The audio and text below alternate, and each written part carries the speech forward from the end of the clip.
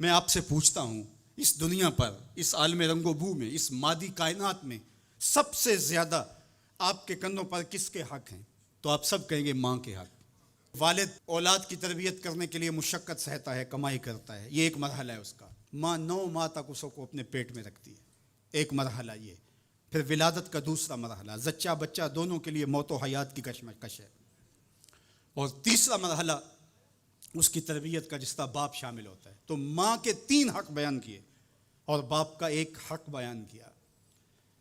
مجھے بتاؤ، وہ ماں اور وہ باپ جو اولاد کو اپنی آنکھوں کا تارا اور نور نظر کہتی ہے، کیا اس کے حق ساری زندگی بھی کوئی لگا رہے تو ادا کر سکتا ہے؟ کسی نے کہا کہ میں نے ماں کو اپنے کندھوں پہ اٹھا کے حج کروایا اور موسم میں حدت اور گرمی اتنی تھی کہ اگر گوشت کا ٹکڑا زمین پہ پتھر پہ ڈال دیا جاتا تو وہ بھن کے کباب بن جاتا۔ کیا میں نے اپنی ماں کا حق ادا کر دیا؟ کہا تیری ولادت کے وقت جو اس نے تکلیف سہی، اس تکلیف کے ایک جھٹکے کا حق بھی ادا نہیں ہوا۔ یہ تیری ماں ہے، کیا تو اتنی بے وفا ہو گئی ہے کہ اس ماں کی مرضی اب تیری مرضی نہیں رہی؟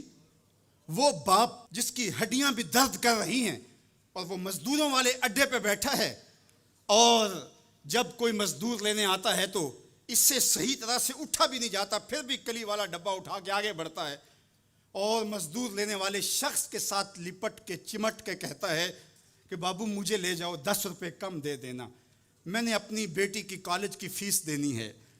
وہ باپ جس کی ہڈیاں دکھ رہی ہیں اور جا کے دیوار پر کلی کر رہا ہے، اس کی کمائی سے کالج میں پڑھنے والی بیٹی کو ایک خاتون ایک سجے ہوئے دفتر میں بٹھاتی ہے اور کہتے تو پدر شاہی نظام کے خلاف بغاوت کر، تیرا جسم تو تیری مرضی ہونی چاہیے، باپ ہوتا کون ہے؟ وہ بیٹی اس کے منہ پہ تھپڑ مارے، وہ کلی کر کے میرا پیٹ پالتا رہا اور میری فیسیں ادا کرتا رہا، میں تو اپنی زندگی کی ایک ایک سانس بھی اپنے باپ کے نام کر دوں، حق پھر بھی ادا نہیں ہو سکتا ہے۔ میرا باپ میری تعلیم کا ضامن ہے، میری زندگی کا ضامن ہے، میری عزت اور آبرو کا پہرے دار ہے۔ اللہ اکبر، معاشرہ بدل گیا، حالات کے تیور تبدیل ہو گئے، بغاوتیں بھر گئیں، وفاؤں نے دم توڑ دیا، مغربی تہذیب کی یلغار نے مرد آوارہ بیکار و زن کمار باش کیا معاشرہ تخلیق کیا جا رہا ہے۔ میرے حضور کے غلاموں، آؤ ہم نے دین حضور سے لینا ہے، اور یہ سارے چونچلے اور یہ ساری مغربی وظیفہ خور تنظیمیں یہ دم توڑ کے رہ جائیں گی۔ اس کائنات کے اندر اور اس وطن کے اندر جھنڈا لہرائے گا تو محمد عربی کے نظام کا ہی لہرائے گا انشاءاللہ۔ اس کے لیے میں اور آپ نے اپنی زندگی کی ایک ایک سانس لگانی ہے۔ ہم حضور کے دین کو کھڑا کرنے کے لیے اور حضور کے نظم کو غالب کرنے کے لیے اپنی زندگی کے ایک ایک سانس کو حضور کے نام وقف کریں گے۔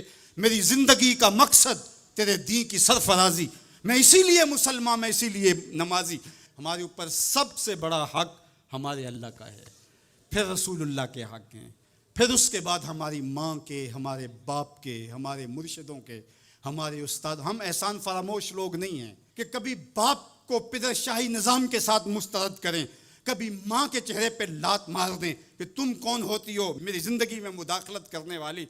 ہم تو رشتہ بھی کرنا ہوتا ہے تو بوڑھی دادی امی سے بھی پوچھتے ہیں، جب تک وہ ہاں نہیں کرتی تو گھر کے اندر ماحول ہی نہیں بنتا ہے۔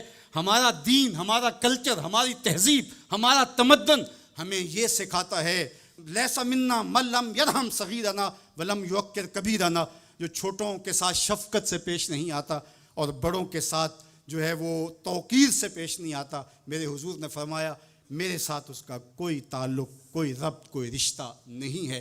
تو ہمارا دین تو ہمیں یہی سکھاتا ہے۔ تو ایک امت بنو، دوسرا امت وسط بنو، تو پھر دیکھنا تم پھر بڑھتے رہو گے اور تمہارا بڑھنا منزل آشنا ہوگا، اور تو راہ نورد شوق ہے منزل نہ کر قبول، لیلا بھی ہم نشیں ہو تو محمل نہ کر قبول۔